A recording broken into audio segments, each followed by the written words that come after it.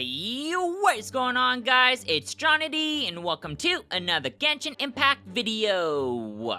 In today's video, let's discuss about why Kazuha is a must-pull for any account. Being an animal user, he already has access to one of the strongest artifacts in the game for reducing enemies' resistances, and with the recent Spiral Abyss enemies, is highly beneficial. But what separates Kazuha from other animal users that's able to use the Viridescent Veneer? Now, without any further ado, let's jump right into it.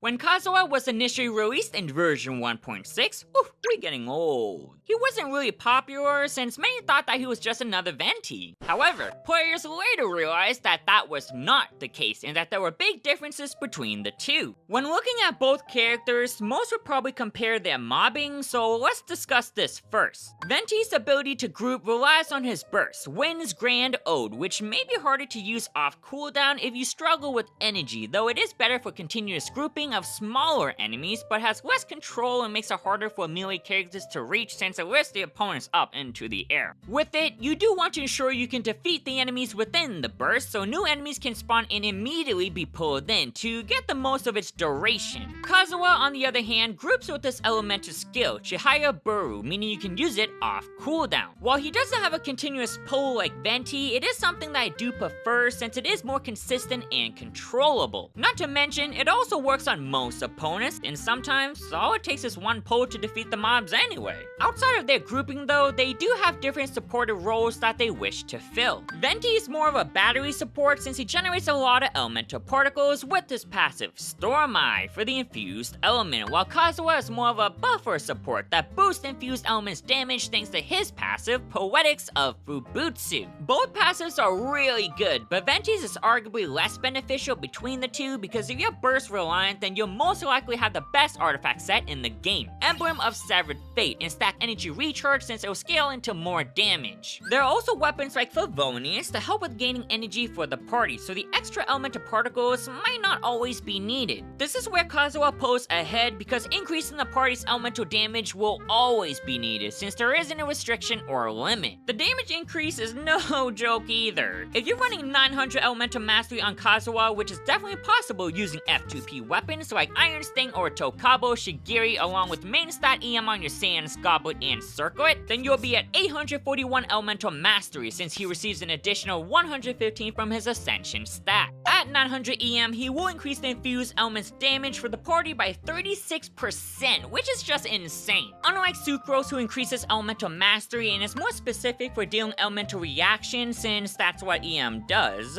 Kazuha boosts pure elemental damage. The beauty of increasing elemental damage is that for enemies with high resistances to multiple elements, running mono element teams with Kazuha and preferably Vivi to shred their resistance would be more effective, and it's honestly clutched it up for me on many occasions. For the past couple Spiral Abyss rotations, Dendro has been running the meta, whether it's Boom, Hyper Boom, or Quicken, but Kazuha says no to the meta, and not to exclude him because of what he offers for the team. For example, the current and newest Abyss is honestly one of the hardest in my opinion. It's very demanding with certain elements because of the new enemy, Iniquitous Baptist, who does generate a shield and requires a couple elements to break effectively. Pair this up with literally the worst opponents in the game, Consecrated Beast, and you have Doomsday because these opponents literally move so much and push you all over the place. We faced these opponents before, but only this time we have to face 4 1/2.